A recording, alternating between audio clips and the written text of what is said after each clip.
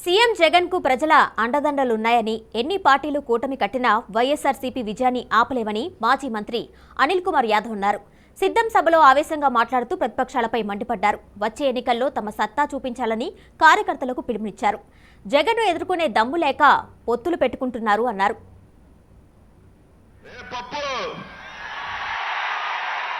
ఎక్కడో ఉండి ఒక డ్రోన్ పంపించి ఎక్కడో ఉన్న చిన్న చిన్న అవతలున్న ఖాళీ స్థలాలు చూపించి ఈ సభలో జనాలు లేరు ఖాళీ అని చెప్పి ఎక్కడో ఇంట్లో దాక్కొని ట్వీట్ పెట్టడం కదా. నువ్వు అమ్మకి పుట్టడం మగాడు అయితే